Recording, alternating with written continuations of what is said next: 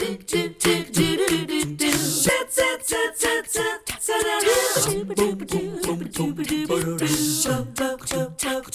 there is nothing like thumbing through a good book, and that's what we're having a chance to do this morning. We are back down in Trenton, Georgia, Dade County. That's become a bit like a second home for us here on 3+U, and we are inside McBride's Bookstore talking with Coy Williams, Drew Cruiser. Coy, by the way, we may switch names with him because he's got a local following in Chattanooga. He goes by Bubba.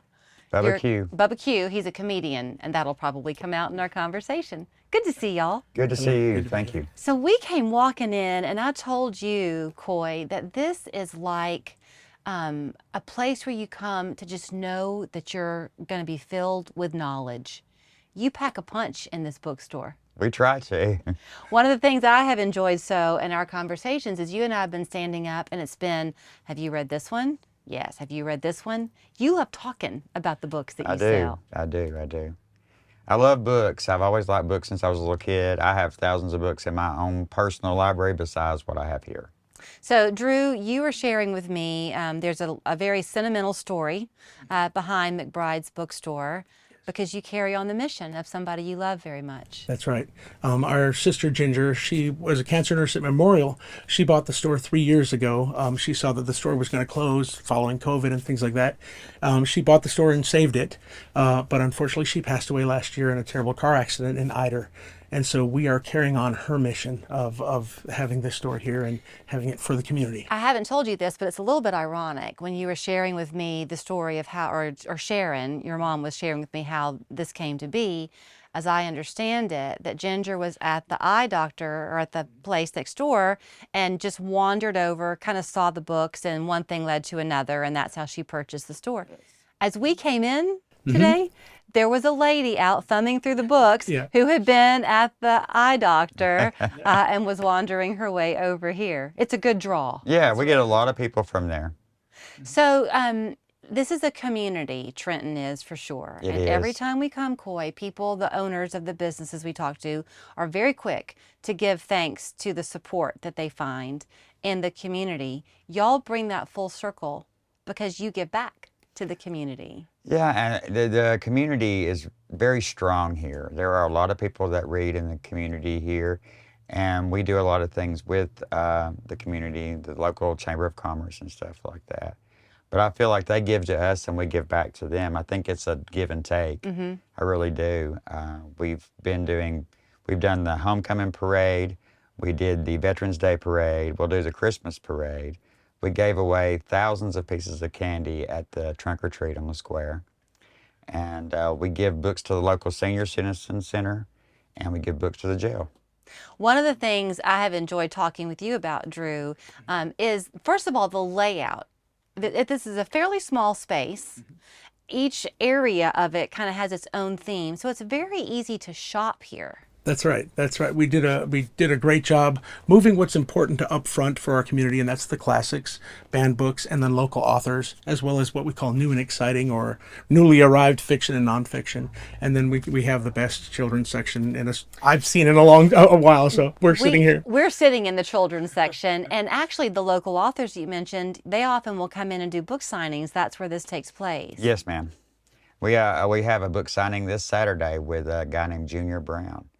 He is from Alabama. He writes books about his father, his father's life. He's writing stories about his father's life. He's been here once before and signed a book, but now he's got a new book out. You know, I'm a book reader. I go through periods in my life where I'm reading just voraciously, and then I'll hit a dry spell. But I'm not a Kindle person. I want the book in my hand. Yes. And I'm the one who turns the page down when I know I shouldn't, but that's what I do to mark my place. So you have a lot of people who are coming in finding the nostalgia of the very edition that they read in the 8th grade. Yes, and we find a lot of parents passing that down to their kids, like Babysitters Club.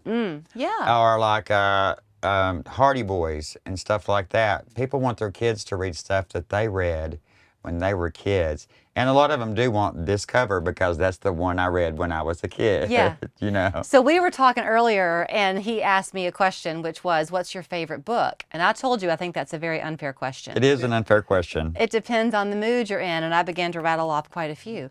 I want you to tell me what your favorite book of late has been. Lately, it's been Demon Copperhead. That's the best thing I've read in the last 20 years by Barbara Kingsolver.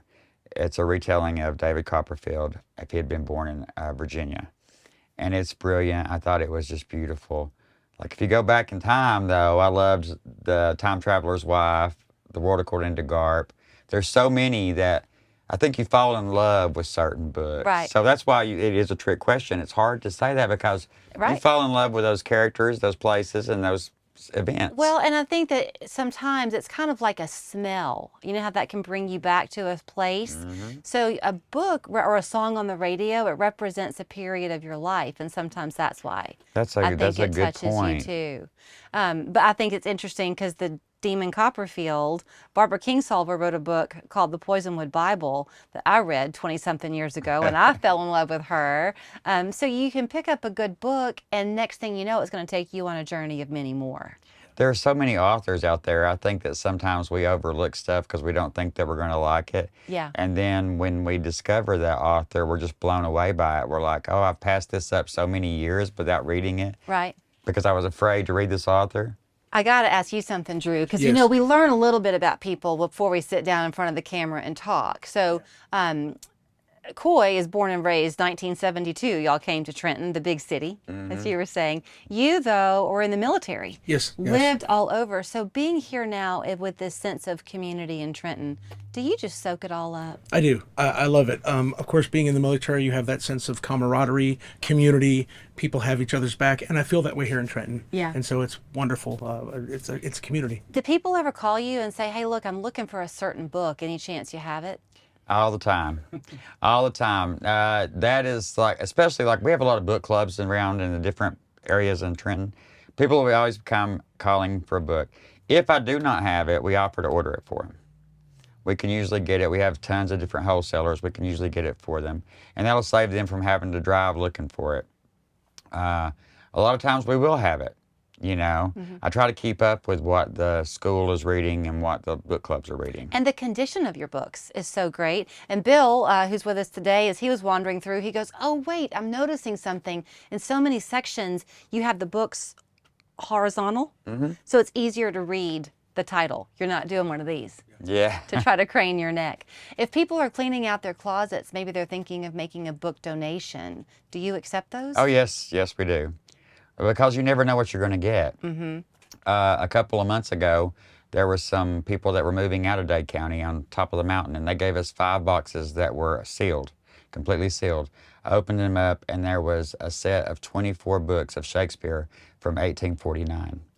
And they were in perfect shape. They were red, little red hardbacks. They were gorgeous. Do you have them still? No, they sold pretty quick. Wow. They sold pretty quick, but it's like you don't never know what you're going to get because I Right. would never have expected that opening a box. Well, I didn't know what I was going to get when we came walking in your building, and I think what I got was 2 new friends. Well, yes, So, I'm so glad that you thank came you. in. I know y'all got kind of big plans for Black Friday. You're going to have maybe like books for $1 or something. Books for $1 outside. It's going to be, we're going to have our little tent set up, and we'll have several tables out there. And you never know, we might have some refreshments. It just depends on what happens before now and then. Well, you'll find a good laugh, definitely a good book. And thank you for the hospitality this Oh, morning. you're most welcome. You're welcome to come visit us anytime you I want think to. I'll just linger over good old Jane Eyre. It's been a long time since I read it. Here's where you'll find them. It's McBride Bookstore. There's their address on your screen.